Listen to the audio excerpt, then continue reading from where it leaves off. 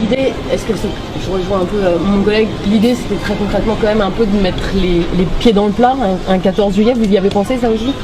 En fait, je vais risque de vous choquer, comme moi les fêtes françaises ne me concernent pas vraiment.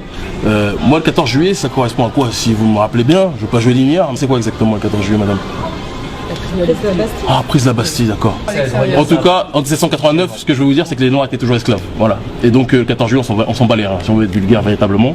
Personnellement, le 14 juillet ne me concerne pas. En 1789, à l'époque où vous étiez avec votre bleu, blanc, rouge, je ne sais trop quoi, sur la prise de la Bastille, les Noirs étaient encore avec les chaînes en train de travailler les plantations. Voilà. Donc, le 14 juillet, moi, je n'en ai cure, je marche dessus, il ne m'intéresse pas. Le défilé avec Sarko et la France-Afrique qui est en train de défiler sous la pluie aux Champs-Élysées me fait doucement rire. Donc voilà, j'ai le droit d'avoir mon propre référentiel. Si je vous dis 1955, ça correspond à quoi? Pour vous, vous ne saurez pas. Conférence de Bandung, la réunion des peuples dits basanés face à l'impérialisme occidental. Voilà, ça ce sont des références qui sont importantes pour nous. Je le cautionne et je comprends que ce ne soit pas pour vous. Chacun ses références. Ça appris à l'école aussi. Moi je l'ai appris. Oui, il y a peut-être à certaines époques, il y en a d'autres où ça l'a été moins aussi. Ça dépend. Ça dépend pour certaines personnes. Vous savez, les programmes changent. Aujourd'hui, par exemple, on doit avoir, je sais plus si ça va être suivi véritablement.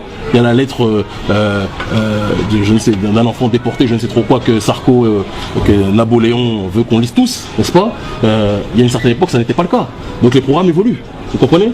Si je vous parle de Boukman Duty, est-ce que vous saurez qui est Boukman Duty? Je ne pense pas. Pourtant, c'est quelqu'un qui est connu dans le monde noir et pour toutes les personnes à propos d'un étude, comme un esclave rebelle qui a fait en sorte que Haïti puisse être cette grande république noire qu'elle a été.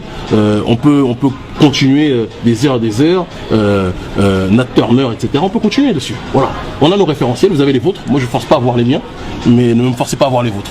Je vous le dis, 14 juillet, sincèrement, quand je regarde le 14 juillet 1789, moi, j'ai pas le curseur sur la prise de la Bastille, j'ai le curseur sur le fait que les autres sont pris avec des chaînes, et ils ont fouetté par le bon maître esclavagiste, le bon béquier et le bon impérialiste pour que nous puissions travailler les terres pour que la France soit un empire riche.